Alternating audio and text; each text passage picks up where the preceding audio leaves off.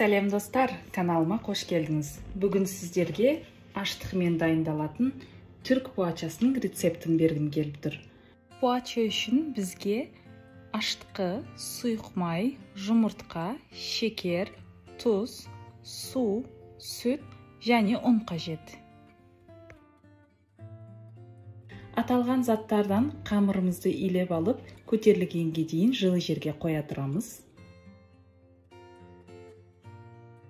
Көтерілген қамырды тағы 1-2 илеп алып, видеода көріп тұрғаныңыздай кішкентай бөліктерге бөліп қоямыз.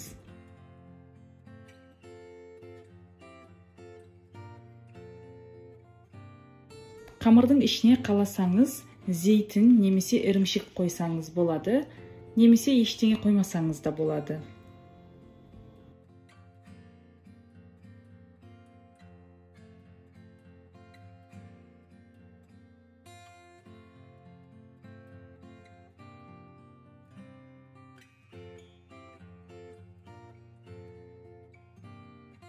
Дайын қамырдың үстіне жұмыртқаның сарысын жағамыз.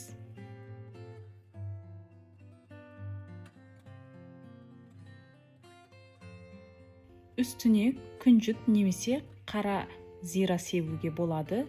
Мен екеуін де себемін.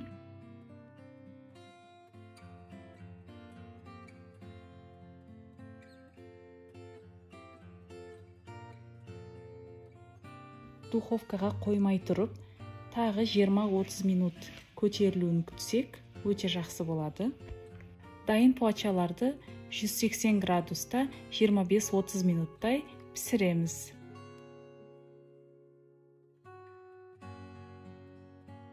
Поачамыз дайын.